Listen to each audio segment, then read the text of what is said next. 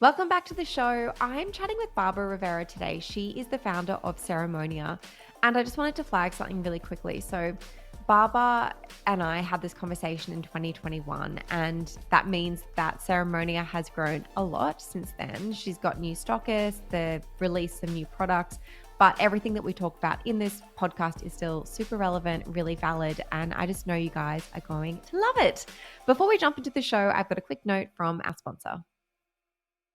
I am Alexandria Collis, Director of Customer Experience for Princess Polly. I'm focused on our strategy and innovation in the CX department here at Princess Polly. The Princess Polly online store was born in a true startup style in 2010 in Australia, and we launched our US-based operation in Los Angeles in 2019. And now we are one of the fastest growing online women's fashion brands in the US and Australia. Our first value is customer centricity. So every single department is paying attention to the customer experience. We aim to deliver every single time, and being customer focused is really daring to be different. We first and foremost listen to our customers and always remember that customer perception is reality. Our demographic is Gen Z, and this is the I expect a response now. I call them the now customer. Our CX teams engage across every single channel. It is very important that we meet our customers where they are, and Gorgeous allows us the opportunity to be efficient with all of these channels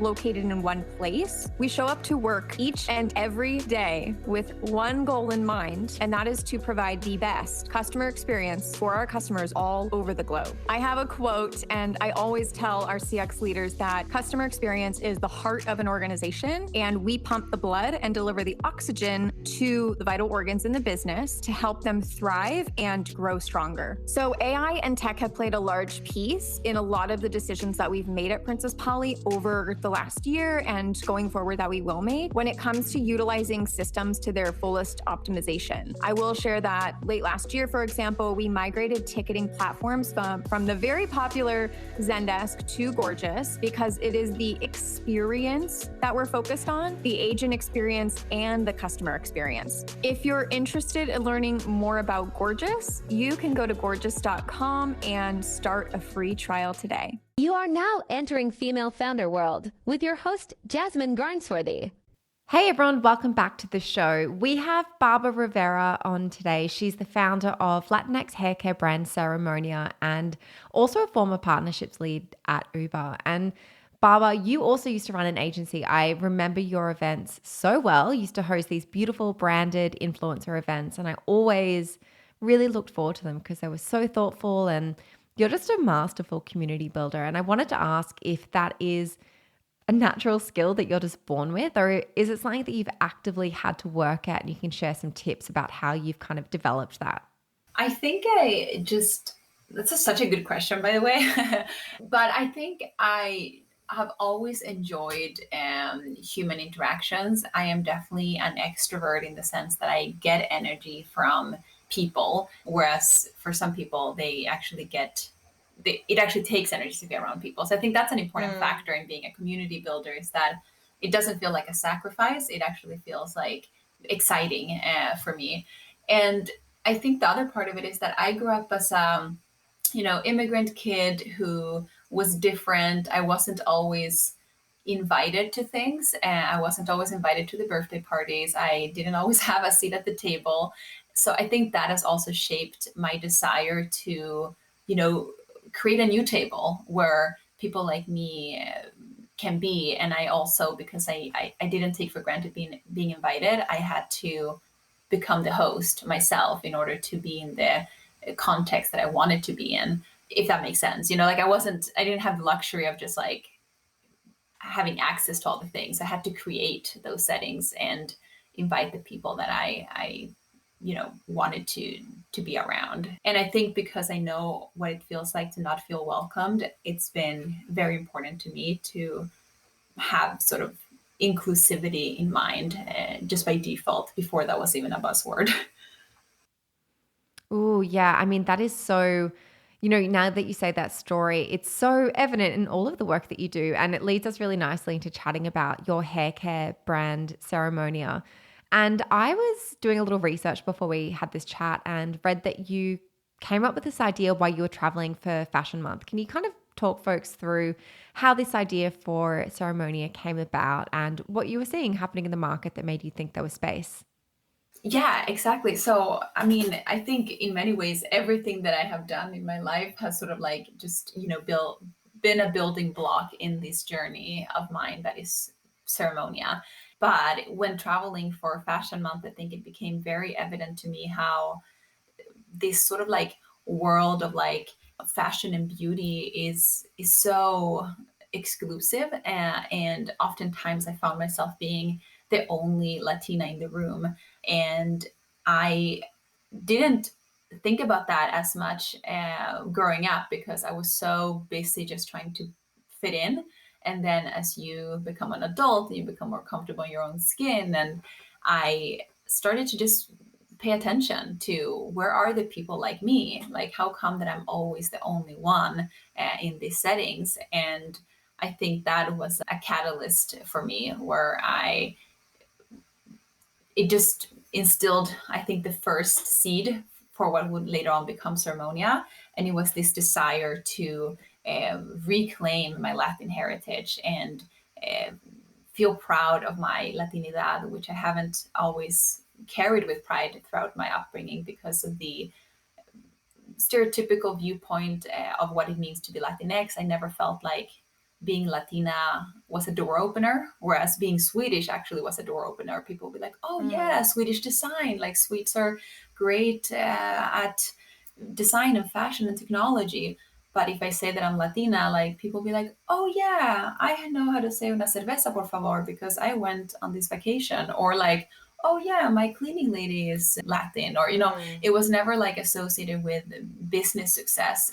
So I think as someone who has now acquired a lot of privilege in my life, I felt almost a sense of responsibility to reclaim the term Latinidad and really make space for more Latinas in rooms that have historically not been available to us. I think a lot of really interesting brands are being started by founders who have had exactly that same experience that you had, and particularly in the food space and the beauty space. Like, there's Fly by Jing, and I'm also thinking about brands like Diaspora, the Spice Company.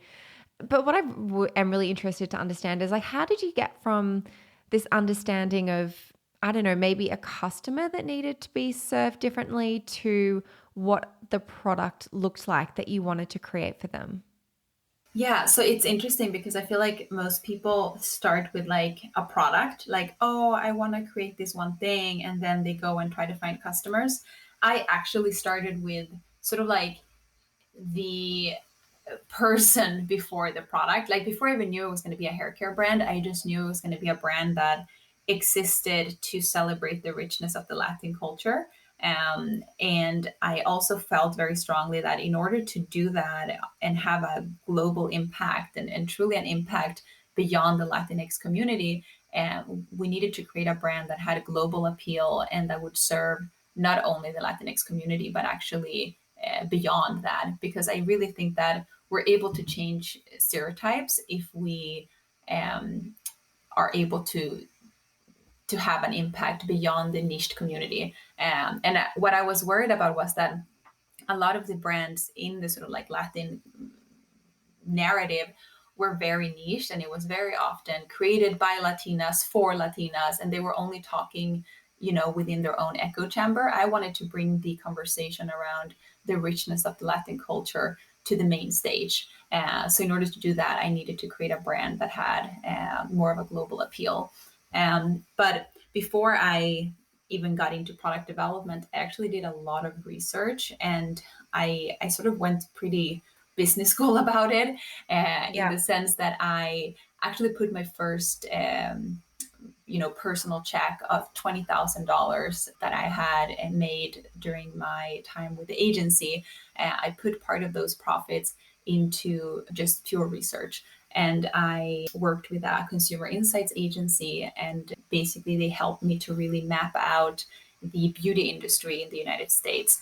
And it became very clear to me that the future is Latinx, because almost 20% of the population in the US is already of Latinx descent, and it's the fastest growing population.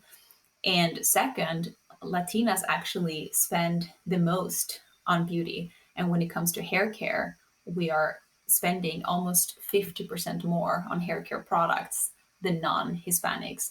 So there were all these data points that I had a feeling were there, but now having them black and white really instilled confidence in me and helped me to shape the business idea even further, and eventually made it into an investor deck, and sort of made turned my idea into a business opportunity. On the investor deck, I remember reading when you launched that you've raised $1 million pre-seed round during a pandemic while you were pregnant, which any one of those things on their own would just be is challenging enough and enough for to deal with. So it's incredibly impressive. And I just wondered, like, why did you decide? A lot of people that I speak with when we're kind of off air, they kind of caution against raising money and recommend that you're really intentional about knowing what kind of business it is that you want to build to make sure that you actually need venture capital to get where you want to go.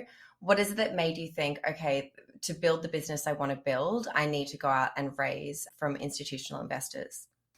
Yeah, definitely. I think that there is no such thing as like really need. Like, obviously, you can build a business in so many different ways. And I think that something that's important for people to know when it comes to venture capital is that it's not free money. Like, it's not that, oh, now I can afford to hire a team and like play with my hobby. Like, no, that puts you immediately on a very aggressive trajectory. And Yeah. it's one that's definitely not for everyone. It's high pressure, fast paced, and you are really, really like hustling to hit new targets, not only every month, literally every week. So it's like venture capital fueled businesses are usually fast paced company. Like, that's sort of like the definition. And not every company needs to be a fast paced company, and not every founder likes that sort of like external pressure. So I think it really comes down to what kind of business slash lifestyle do you want to create for yourself. And something that I always come back to is, am I building a castle or am I building a prison? And it's just a very important question to ask yourself, because sometimes we end up in this rabbit hole of chasing something that might actually take us just further away from our initial dream life. But when it comes to Ceremonia and my personal goals and vision, I just knew that I wanted to create a really big company, because I almost feel like I was meant to do this. I was meant to break boundaries. I was meant to break glass ceilings. And if I don't do it, then who is going to do it?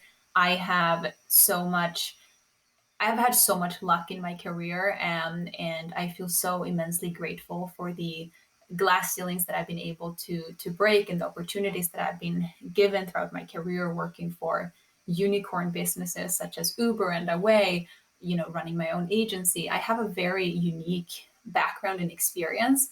So if I don't turn that into creating, a like a fast growth, high impact company, then who am I waiting to do that for us? And when I say us, I really mean us, like Latina women. There are so few of us that are, taking a share of the venture capital out in the world. There are so few of us that are making headlines in business magazines and really inspiring the next generation. So I almost feel like a sense of responsibility that with my background and experience and knowledge, I know that I can. And I feel like that's the kind of legacy that I want to leave behind. This is something that I hear a lot from women running businesses. It's this idea of being really motivated by a mission. And I don't know, I don't think I hear it as much from guys who are running businesses. And maybe that's just my circle and my network. But I don't know, it's an interesting thing that I see a lot. And I'm wondering whether that mission is something that you need to be able to motivate and sustain yourself for the marathon that is building a company like what you're trying to build. That's so true. Yeah, it's a very interesting analogy that it's a very different motivator for men versus women. Yeah, I think just as a woman myself, and an immigrant woman nonetheless, I just feel like I'm so deprived of success stories of people that I can relate to. And I sort of wonder sometimes what my journey would have been like if I had peers that looked like me, or if I was able to read about people that I could relate to that had backgrounds like mine. I wonder what impact that would have had. And I think that now is the time to fuel that diversity, both in media and business and the venture capital that is out there. That's something that I actually think about a lot as well. How things maybe would have, I would be at a different point if I'd had those people to look up to that I think we have now, or that are starting to emerge on the scene now. So I couldn't agree with you more. Okay, I wanted to switch gears a little bit. We've spoken a lot about the fact that your background is marketing and community and partnerships. Building a beauty business has a lot of product development involved in that. How did you bridge that gap in knowledge, or how did you acquire that knowledge to be able to launch these amazing products? And your products are beautiful. I use them. Yeah, I think that part of sort of aspiring to build a big scalable business is to understand that your role in the company is not to do everything. And I think that many entrepreneurs, actually many very successful entrepreneurs, sometimes end up in the trap that their biggest strength ends up being their weaknesses as well, which is that they're so good at just like rolling up their sleeves and doing the work. But when it comes to being the CEO of a, you know, future big scalable business, you also have to learn when to set a foundation for something that can operate without you as well. So I'm constantly reevaluating how I spend my time. I'm constantly trying to think about, okay, what are things that we're now repeating and can be taught and handed off to someone, and what is new territory that needs to get figured out. And I try to spend my personal time in new territory, because I think that when we're breaking into new ground, and that's really where you need the visionary involved. And usually the founder of the company carries that vision just by default. So when it came to product development, that was new territory. We were reframing what it meant, what hair care, what clean hair care could be. We were really pushing the boundaries for what it could be. And as such, there was no person in the world I could just hire and be like, oh, can you just create this for me? Thank you. Because Yeah. what we were creating didn't exist. So I had to be very, very involved, but also very humble to the fact that I am not a chemist and I'm not a product developer.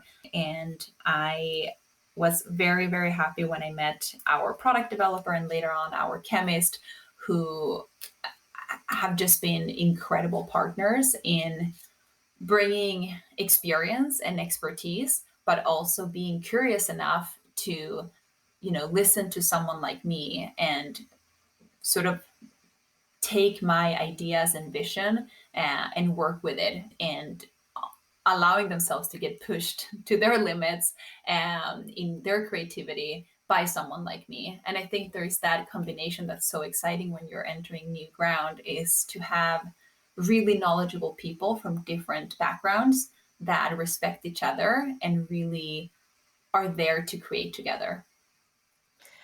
That's a 10 out of 10 tip right there. And something that I think so many business owners that I speak with are kind of at this stage of, okay, we've launched and things are going great. How do we scale? And what does my role look like in the business as we try to do that? Because it's very different to being a scrappy bootstrap founder to running a successful business and trying to scale it. Is this something that you like learned when you were at Uber, or is it something you learned through running your agency? Where does someone acquire this like insight? Yeah, good question. I think maybe it comes from Uber, because at Uber we took experience with a grain of salt. Basically, Uber was very much, breaking into new ground and operating in gray zones. And as such, we rarely just trusted someone to be like, oh, I have 25 years of experience in public communication, so I'm just gonna tell you guys what to do. Because we oftentimes felt like experience is great, but oftentimes someone that has a lot of experience in a certain area are very used to doing things the way they have always done them. And we found that innovation oftentimes happens with a level of naivete. Is that like the right English word? Yeah. And I am very naive, and I sort of try to maintain my level of naivete into the business, because that's oftentimes when you push the boundaries. So, we always joked at Uber about Uber was not invented by a taxi driver. And I think that you probably would never had become something like Uber if it was coming from someone so close to the industry. So I think that's where my sort of obsession with new territory and bringing a group of people that some are experts, some are not, into the mix is so valuable to me. When you first launched Ceremonia, I was overseas and I remember just seeing it everywhere. I'm an Instagram gal. I remember seeing it everywhere on my Instagram feed. And I need to know what you were doing around launch to get that much buzz and that much excitement around. I think you were launching with one product at the time. Wow, it's so crazy now, because like thinking back at our launch week and like what we know now feels like years ago, but we launched less than a year ago. But that's what's so cool with constantly being growing, right? Is that you hopefully you're outgrowing yourself over and over again. And what we learned with the launch was that you just need to get your product out there at the end of the day. Like, I think we were so anxious about launch, and like, especially, I was talking to our creative director, and she was like, oh, but like this is not ready, or this and that. And then we just realized that running a startup means learning to be comfortable with the uncomfortable. And if you're not embarrassed of what you put out there a couple of months from now, were you even out of your comfort zone enough? So we sort of just established that mentality that some things like that it's okay to launch and iterate versus holding on to something close to chest and never letting it see the light of the day. And what really worked for us was honestly just listening to our community. And this goes hand in hand with daring to put something out there. We actually started building our community before we even had a logo. We didn't even have the product ready. We just knew that what we were going to build and what area of sort of like beauty was going to be within. And we started building a community of Latinas to join us behind the scenes and really help shape this brand with us. And I think my old self would never have dared to do that, because I'm a perfectionist and I don't want to, talk about something until it's finished. But I think what I realized with this humbling experience of running a business during a pandemic is that nothing ever goes as planned, and the time is now, and just do the best you can do to get to your long-term goal every day. And what is that sort of like biggest step that you can take today? And for us, that really was building the community pre-launch. So then when we launched, we already had Evangelist. I need to ask in a in a really practical sense, like what does that look like? Are you out there creating focus groups on Slack? Like, how are you bringing these people together, like that really early community, to help build a product with you? Yeah, it's been evolving a little bit. In the beginning, it was actually like a lunch meetup. I just bought everyone lunch, and we sat down and talked about like, what does Latinidad mean to you guys? Like, what hair care products do you use? Like, do you have any like home remedies from your family? Like, I certainly do. And it just became this like exchange. And what was so fascinating to learn from that was that many of us were obsessed with our hair, and we learned from an early age to care for our hair. It's very sort of like culturally ingrained. But what I also learned was that many of us were so hungry for this type of connection. We never really felt like we belonged anywhere, because the Latinx community is so diverse. And unlike, you know, like the Swedish community, for instance, is such a small country that like if you meet a Swede somewhere else, you're immediately like best friends. And oftentimes Swedes abroad have moved for similar reasons. Whereas the Latinx community is so big and diverse, and we don't always know if we're sort of like allowed to um, connect with a Latin person from a different country, you know? And I have at times felt like I wasn't Latina enough, quote unquote, because I grew up in Sweden. And it was so cool to meet these Latinas in New York who all had very similar experiences to me, where they were like, yeah, I sometimes don't feel Latina enough because actually, like, my Spanish is not that good. Or someone else would be like, yeah, I don't feel super Latina because I have my hair colored pink. And like, that's like not really the way you would see a Latina in the movies, or like there were all these, and that made me realize that okay, the root of the issue here is that the Latinx demographic is so stereotypicalized. Like we and when we don't see ourselves fitting into the stereotype, we think that we are weird. But what I'm realizing is that the Latinx community is just so rich and so diverse, and we need this diversity to be shown somewhere. So that inspired our campaigns for Ceremonia, where we cast sort of like very non-traditional Latinx faces, and we work with, you know, both women and men, gender fluid people, and that just became a very strong pillar of the brand.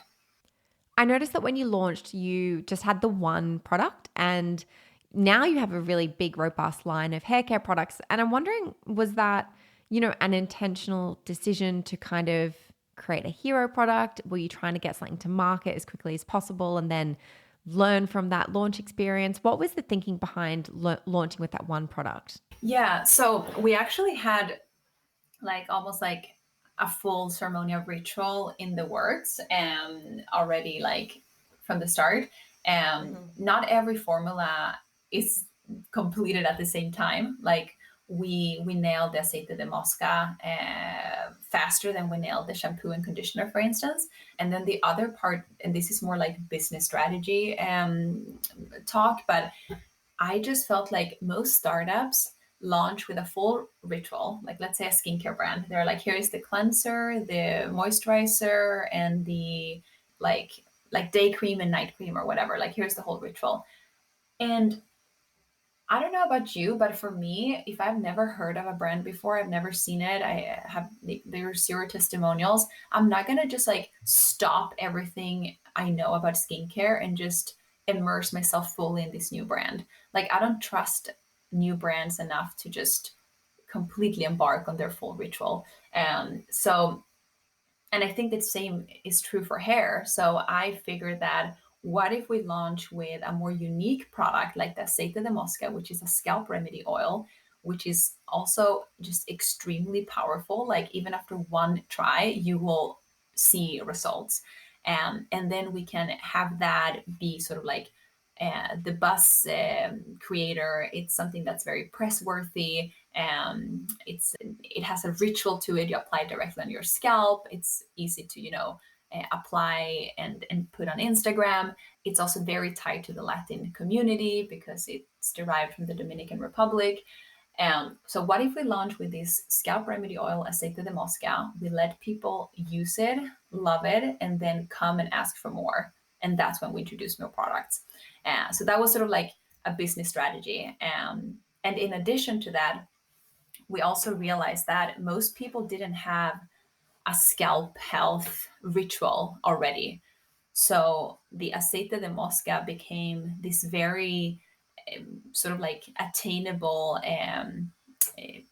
hair ritual that you could add to your already existing hair routine. We weren't asking you to stop using your favorite shampoo or to, stop using all your favorite products. We were just asking you to add this to your ritual and see the results for yourself. That's really smart. I think it makes a lot of sense to launch with the one product that can really build trust, get you a bunch of buzz, and then slowly bring in new products because you're essentially with a hair care line, especially like you're asking people to swap out stuff that they're already using and use your product.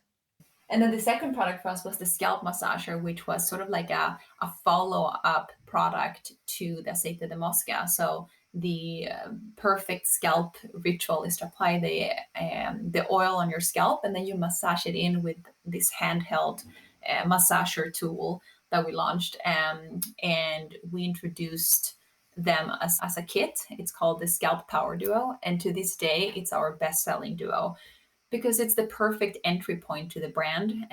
It feels like a treatment. It's very like affordably priced, and it's a way to try out what we're all about. And then if it works for you and you trust us, you will come back and buy the shampoo and conditioner. You might try our curl cream or our leave-in conditioner, and you build your routine that way. Yeah, totally. Are you building Ceremonia as like a D2C e-commerce business, or are you looking for stockists and planning on being more omni-channel? So yes and no. We are a direct-to-consumer brand by nature in the sense that everything we do has sort of like been created with our, you know, online community in mind. And we're currently only selling through our own ecom, ceremonia.com. But we also recognize that retailers can be really, really powerful in building up a brand. So we are actually launching with two very exciting partners this fall, very soon. Oh, amazing. Yeah, one is end of month and one is mid September. And these are two partners that are really strategic, and they will really help define or help amplify what our brand is all about. Congratulations. That's really exciting. Yeah, thank you. Okay, I'll keep my eye out for that one. So end of month and then later in the fall. Yeah, end of August and mid September. Mads, I am obsessed with our brand pillars. You mean vagina sweat, good branding, and being Jewish blooded queens, Scout? Sure, but not quite. I love that OK Sis podcast and our sisterhood is made up of women who are down for main character energy only, who take care of their mental health, and who are standing in their personal power as entrepreneurs. Oh, yeah, that too, Scout, that too. We should probably introduce ourselves. Hello, everyone. I am Mads. And I am Scout. And we are sisters IRL. Join us on OK Sis podcast every Monday for some sisterly banter, nourishing mental health, a whole lot of silliness, and inspiring interviews from the raddest female guests in the game. We promise it'll be a good time. As long as you don't get too loud, Mads. Welcome to the sisterhood! And then the last question for you, Babba, is just where do you turn when you have questions about your business? Is there a resource, a community that you're part of, something that you can recommend to folks who are listening? Yeah, I mean, founder community is so valuable. And when I say founder community, like a lot of people immediately think about like the most famous founders. Like, no, I'm not hitting up like Emily Weiss of Glossier. Like, she probably doesn't have time for me, you know? But like peers, like I would hit you up, Jasmine. Like I would hit up Cindy from Chill House, or and it really depends what stage of your business is in, and you're going to have the most fruitful conversations with people that are on similar stages or maybe just slightly ahead of you. And it also depends what question I'm currently sort of like juggling. Like if I was debating a lot about wholesale and so forth recently. So then I went to my peers who have done wholesale and interviewed them about that. And then they ended up connecting me to other people who they had talked to who were also in wholesale. And I was able to gather a lot of valuable information and make up, and that served as like important pillars in my strategy for Ceremonia and how we want to approach wholesale. And then what I listen to, by the way, I am obsessed with, it's kind of like a basic answer, but I'm obsessed with how I built this. Yeah. I have I probably listened to every single episode, and it never like ceases to disappoint. Like it never disappoints for me because it's just so inspiring to understand founders, like what drives them, and you once you listen to many of them, which I have, probably listened to over 100 of them, you just really start to realize the commonalities, like between successful founders, what they all share and have in common. What do you think those things are? I think everyone has this like obsession with impact. Like very Yeah. few people I listened to just saw a business opportunity and just went because that might, give them a lot of money. Like that's very rarely like the the driver in order to create a really, successful businesses. It's oftentimes people that are really on a mission and they want to see some sort of change in the world. And then I think also the other commonality is that almost all founders that I listen to, they are not afraid of stepping out of their comfort zone. Um, and this is the thing, like when a lot of people ask me about advice, like a lot of people are just not willing to give up things. And that's fine, but then maybe you shouldn't go into entrepreneurship. You know what I mean? Like I think the second someone is trying to have it all, it's just a little red flag for me, because almost every successful founder I hear, whose story I hear about, they're slightly insane. Like they will make decisions that don't make sense, and they would, quit their job before they knew if what they had was going to be successful. And I think that's what sets them apart, because then they don't have a plan B. They're only optimizing for plan A. Whereas there are a lot of lifestyle entrepreneurs who are constantly sort of like optimizing for plan B, or like minimizing risk instead of optimizing for plan A. Yeah, I think you're right about that. Last thing, Baba, where can people find you if they want to connect with you and learn about Ceremonia? Everyone can find me on Instagram at Babba, Babba, and you guys can find Ceremonia at ceremonia.com, or on Instagram, we're called My Ceremonia. All right, that's the show for today. Thanks for tuning in, guys. If you enjoyed the show, drop us a 5-star review wherever you listen to podcasts. Bye.